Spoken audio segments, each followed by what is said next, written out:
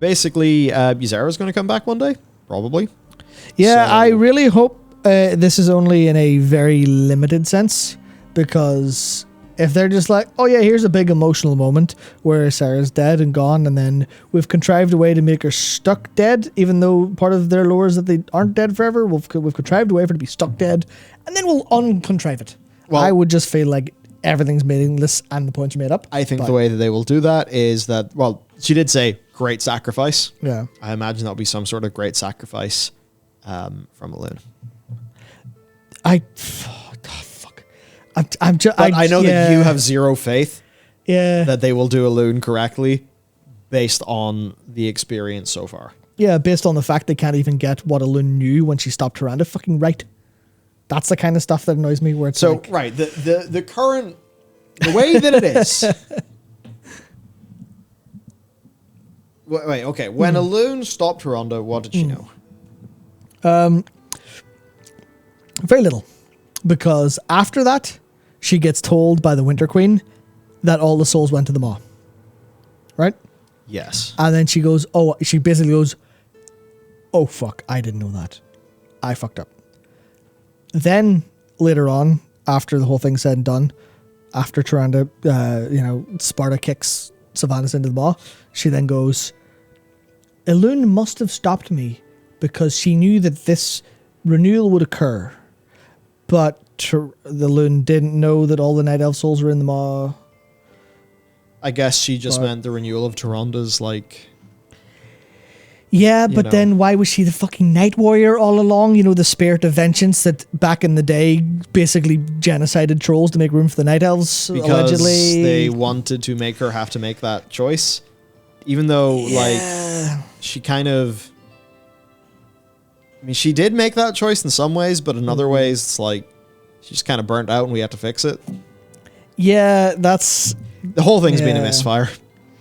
I think the whole Yeah. thing's been a misfire, and this at least is them in the process of walking away from it. Yes. I suppose the one thing I could say that gives me, not faith, that's maybe too strong of a word, but a little shred of hope, is there's a lot of stuff they seem to be setting up with the Forsaken that really a lot of people didn't like.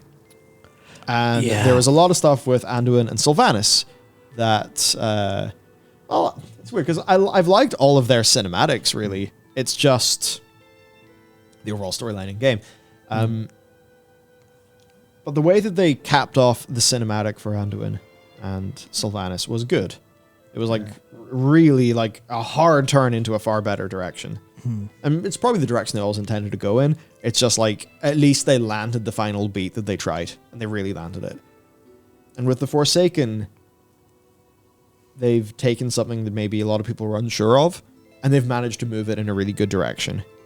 Here they've set it up that this is going to be a major little plot line in Dragonflight. And based on how they have done a few of the things in this patch, where especially in the Forsaken, for a lot of the real core Forsaken fan base, I think a lot of them felt like a bunch of boxes of their criticisms and worries had been ticked off. I would hope that Blizzard are going to apply that same kind of ethic here.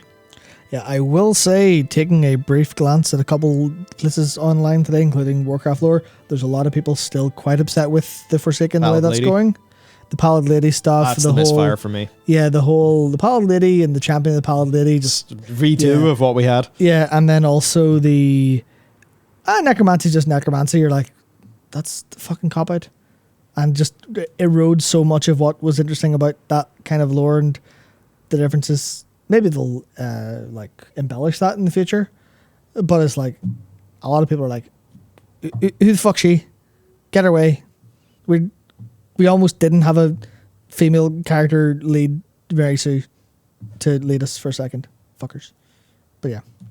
I could totally see that opinion from a lot of them. I suppose it depends on how they perceive it, because I think that's a perception that is predicated off Kalia being senior in the Desolate Council. Yeah. I think there's broadly two reads in that situation. I think read number one is that Pallid Lady, which, by the way, it just feels too flowery. It feels too, like, assigned significance. Like Blizzard Yeah. are assigning she is important by giving her this title, but to the player she doesn't feel that important. But sort of besides that, it's like the two ways it can go is she's called Pallid Lady, not Desolate Council, like as her little title thing under, you know, on the actual NPC, because she is in the council, but she's a bit separate to and outside of it because she is not like them. Yeah. I very much hope it's that. I think a lot of people are worried that she has that title because she's a little bit more senior than them. I will say my read initially was the former, not the latter. So my read here is that Kalia is different. She will never. She just cannot relate to all of these people that she's trying to help because she's had a completely different experience and is a different entity in a way. Though they sort of tried to make that not be as much of a thing with their explanation of necromancy, which honestly did just feel like that NPC was just kind of talking to people on Twitter. But my assumption here is that the Desolate Council, like the core Desolate Council, is the Forsaken, like the real Forsaken. You know, basically I think she's an undead, but she's not a Forsaken. Yeah. And I hope that this is them reflecting that and not them putting her on a pedestal. Yeah. That would be a horrible mistake. I guess my assumption, it's like, it wasn't it Lillian Voss was kind of like a bit of an envoy to the Horde. My hope is that Kalia would just try to be a bit of an envoy to the Alliance and give her perspective on things. But I do think she should be a more junior member of this Desolate Council because she's not of those people, because what was taken from them just like can never be given back. Her form of undeath is also completely different. Like, I know that they've tried to say that, you know, necromancy is necromancy. It's just, but her soul is perfectly attached. So she is not full of all of the kind of like vile bitterness and stuff that is like a burden and a trauma that the Forsaken actually just have to carry with them because of how they are. Yeah, she's literally just perfect. And I by think comparison, that's the worry, that like she's just the big perfect Mary Sue. Oh yeah, she's an undead, but also her soul's perfectly attached. She's super powerful. She's morally perfect. She knows exactly what to do. Now I think a lot of people will then say, well, okay, but no, she was like optimistic, genuinely to a fault about things. And in being like that, she got a lot of people hurt and killed. And that was really fucking stupid and naive. That only happened because she basically kind of traipsed in being like, okay, Lord Huron, those are my people. yeah, So it's a bit weird with Kalia. I think it's very easy to have imagined demons of Kalia. yeah, But I also think it's very easy to be worried, and sort of it's reasonable to be worried because they have mishandled things in the past. yeah. I think that's honestly more than anything else. That's the core of it, because you could easily go, oh, there's 47 different ways they could do this. Really cool. I mean, there's sorry, I can't remember. Yeah, Icarin said could be cool if she earns the leadership of the Forsaken over a few expansions. That's a great character arc. Hey, I literally don't understand your trauma. However, I'm in a great position to actually lead you because of my name, even though she kind of wanted to throw that away. But, you know, my heirship to this, that means the Alliance will have to, if they behave the way the Alliance should, they would have to give me some sort of right. If I lead you, this is our land rightfully. You could have some drama there. You know, she could learn to be, okay, I will literally have to listen to you to understand your pain. And then she could be the kind of ivory tower kind of person being brought down to the ground through, not through like trauma or like, you know, being kicked off it, but through being, actually listening to people. Yeah. Or could be the case of she's in the ivory tower and the Forsaken, like the underbelly of the Forsaken kind of council, go, get this fucker out of here. She doesn't know shit. Get rid of her. And then that's a dramatic storyline. But people don't expect anything good. They just go, Pallid Lady, oh, you're doing Savannahs again? Fuck off. I guess I just find it hard to imagine they'd be that stupid. That's the thing. Maybe I'm the optimist. Who knows? Maybe I'm naive, but yeah, maybe they think it's cute. Well, it's like a cute reference, but yeah. I think it's like, if they did think that, then maybe they're not thinking, you know, maybe they have too much of a 40,000 foot view of the situation, and they don't understand that players who really love the Forsaken have a view of that faction that comes from like being within that faction. Yeah. And they're not, you know, so it's like they're a piece on the chessboard, very content with where they are, and they kind of know what's around them. And then someone just goes and starts moving the pieces around them, like, what are you doing? This is different now. And it's like, sometimes change is good, sometimes change is bad, but you have to do it like, you know, with respect to what people already know and like. It's Yeah. it's why it's that thing I think of. People are constantly very interested in the subverting of expectations and stuff like that. And sometimes it is done masterfully and it's really excellent and people love it. But other times it doesn't feel like it's done as successfully because it feels like it's been maybe done for the sake of it, or maybe it's been done in a way that they don't feel pays enough respect to how they came into the situation. And it's like a really fine line. It's a fine line. Yeah. And I guess that's just what happens, you know, it's different writers are writing The Forsaken, and maybe it is taking them time to kind of work out what the people who were gravitated to The Forsaken in the first place actually liked, because now they're seeing it from a completely different perspective. Yeah, and isn't that the whole problem of trying to pick up the mantle? Which Totally. is going to happen in a very long-running project or any game. I mean, you see it. Star Wars, Marvel, Yeah, you everything see, yeah. continues for a long time. Yeah, you see it. Probably the worst example is modern Star Trek stuff, largely, where just they didn't bother to sit down and go, "Hello, Star Trek fans, what do you like about this series? Could you put that into The sheer fucking hubris. Yeah, I mean that's the same where you would expect them to sit down and Is go, such an embarrassment. I can't believe.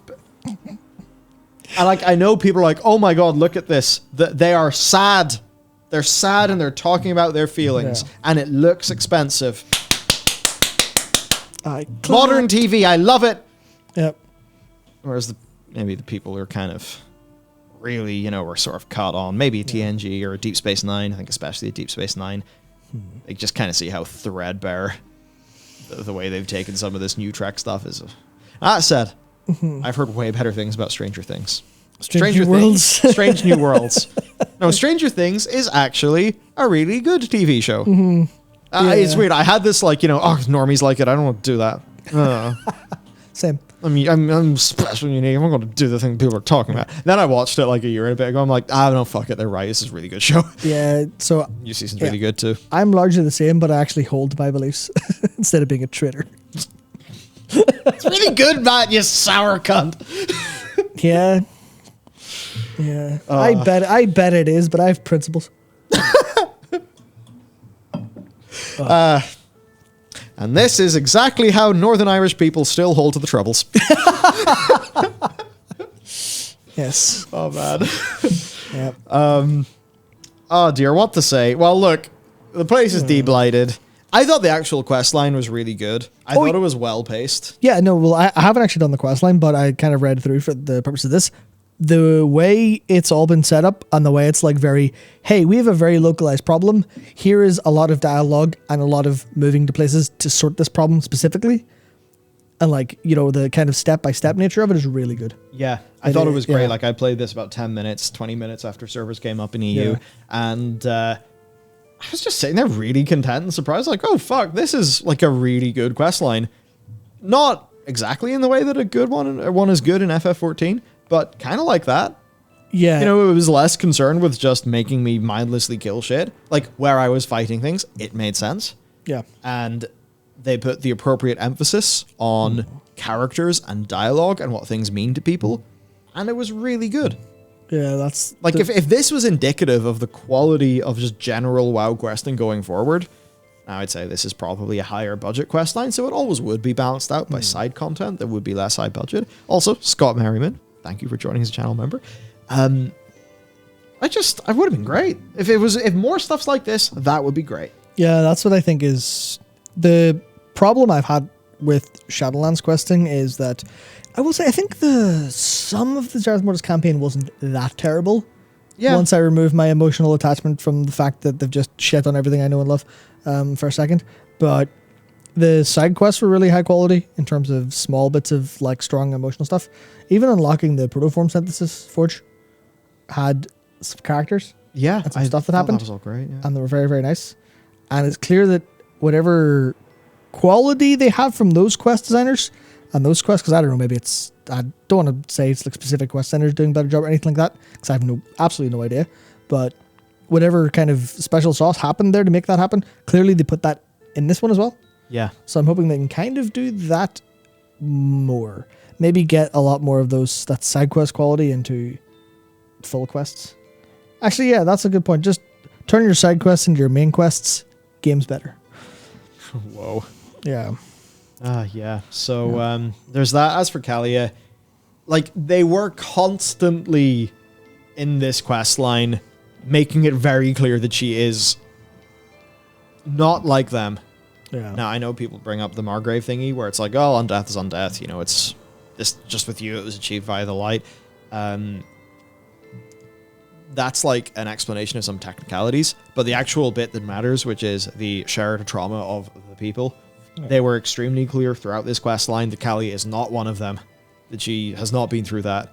And all of these characters, like, you know, Belmont and stuff, they're like pretty damn frosty towards her at the start in a way that makes sense. Yeah, they actually, you know, that's the bit where it feels like they're kind of making good in people's suspicions and sort of worries, maybe is the better word. That's exactly why I hold, you know, it's the awkward thing, right? Because it's the same Blizzard that made Shadowlands. Maybe they have some more staff. Maybe they've got some different staff because of, you know, some people leaving and stuff. I don't know if there were any major departures or additions to the quest team, so it's probably largely the same staff, generally speaking. And this is so much of this is more, hey, like, I guess I will just say I wasn't going to, but GP Drismo said it felt like they were taking notes from FF14 lol. And that's what I thought, but I didn't want to say it. In terms of how they approached the problem of the Blight and solved it, like I was saying, that felt very much like, hey, you have to go help Sid build the ship to go fly into the thing. It felt very much like that, which was very much just great. And in the same way that if I didn't have this inherent distrust of, not of the writer's quality, right? Not of their ability to, you know, not of their intelligence or their skill or anything, but of the overall World of Warcraft product, if I didn't have the distrust of that to go through lore and go through story and hold it together and provide a compelling product, if not for that distrust, I would read everything in this about Kalia and go, oh, I see. They're very clearly setting up a very interesting storyline between this, you know, like I was saying earlier about her being the ivory tower kind of thing and having to be brought down either by force or you know, her doing it herself. And I think all of that is set up super, super, super intentionally. And I just wish I had the complete trust to say this is going to come to a compelling development and conclusion in Dragonflight. I don't currently have the trust to say that with 100% certainty. And I think that's where a lot of people will go, oh yeah, so it's getting kind of good. Yeah, well, I don't trust them. And they're, you know, they're generally written to, or they're generally right to. Because, you know, if you're a dog and you keep getting kicked, like, that's how it is. That's how it's felt thus far. Yep. If this level of quality was kept up, it would be very good.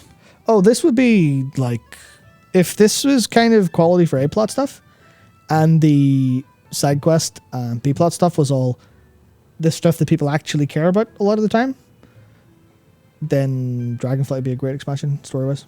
Yeah. For sure. So... Can't believe I said that. They've shown that they can kind of do it.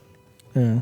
We just need to see if it's held up, but yeah, no, it was strong, like in terms of quest design and narrative design. Yeah. Yeah, so not really too sure if it makes sense for us to kind of go through everything. And the cinematic at the end was also quite nice too.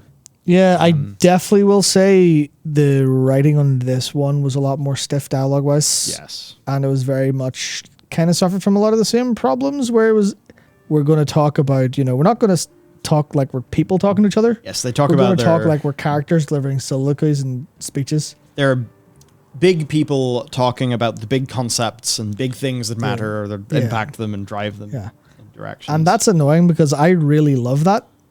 I love that kind of thinking, but I don't love that kind of talking. I like when that needs to be delivered as a rousing speech or communicated in a way that's more as analogical a word for like an analogy. I don't know. I'm sure someone knows. The whole thing of like, then let us find our place together as Forsaken. Yeah. Does feel a bit not. It feels like it's two people having a conversation knowing they're being filmed, not two people having a conversation, I guess. Exactly, yeah. It's full on, these are like theater kid conversations. Oh. As opposed to people conversations. Yeah. And it's, you know, this as Forsaken, maybe this should be the subtext. Subtext? What's that? This should be the subtext of whatever their final parting words are. So you know what it means, but they still talk like people, and that makes them more relatable, and that means the emotional beat hits a bit harder. Yeah. But a lot of people, I think, are being trained in media that just makes the subtext the pretext, and it's fucking barren. Yeah, and it's really annoying because So. I really like whenever subtext is thrown to the wind in certain... Oh, there's times to use the tool, yeah. In certain genres of anime, like all of TTGL, and I love it to pieces. But then it also has subtext beneath that, so it's like kind of multi-layered instead of just here's the one thing. Yeah, no, it's not analogous, because to be analogous is to be... No, wait, no. Fuck. No, I'm pretty sure it's not, but anyway, yeah. Whoa. Yeah, no, I had something else I want to say, was it? I completely forgot. It was about their conversation. Oh, yeah, I know what it was. It was the more detailed and human stuff, and this is just an example I was thinking about today, and I just kind of wanted to share it. In Metal Gear Solid 2, Otacon, this genuinely a comparison, Otacon is, for spoilers, he's really kind of, really emotionally distressed. I'm going to quickly get a Pepsi. Yeah, go for it. So, Pepsi? Yes, please. Pepsi time. Yeah, so Otacon is really emotionally distressed at this point, and then his friend of many, many years, Solid Snake, doesn't go, oh, hey, Otacon, it'll be all right, or your pain, your suffering, the grief that you're feeling, it will be okay someday. You will be stronger in the end. What happens is Snake goes, Otacon, I need you to get it. I can't remember the exact thing, but get in the helicopter, save as many people as you can from this thing. Go. Don't worry about overloading it because the flight distance is short enough. You can take extra weight. Go. I'm counting on you. And Otacon goes, yeah, got it. Then they do this really cool handshake thing and this hug at the end.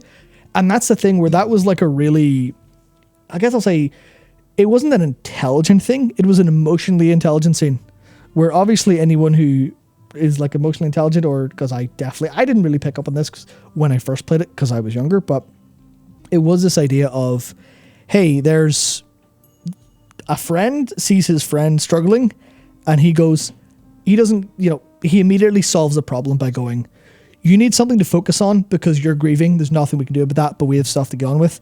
He didn't go, fuck's sake, would you hurry up and get on with this? He was like, here's a problem only you can solve. Here's how you can be meaningful in this moment. Here's how you can be present. Here's how you can help. And that will make you feel better in like the moment. And then you can kind of grieve after. But that was all. That wasn't explained. That was just an emotionally intelligent conversation that these characters had. And that's the stuff that's really just really cool. It worked for his character. It worked for both of their characters. It kind of spread everything else. But it's a lot, it's a lot different to, let me just try to get some of this dialogue, bearing a name forever stained by a brother's sins, just as these flagstones are stained by my father's blood. That's what someone writes in a really kind of flowery diary. That's what you'd be dramatic with. That's a Shakespearean line, not a line people talk about. And that's kind of what you want to kind of do for that stuff, to be honest.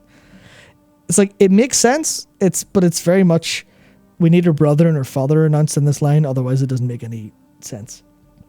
So that's kind of thing where the Anduin and Sylvanas situation, or the cutscene, was a lot more like that. It was a lot more, hey, we're talking this stuff. Yeah, absolutely. It's great. We're talking about this like people. There's a tiny bit of it, but it was completely like, yeah, it was completely just more natural. Pepsi time. Hello.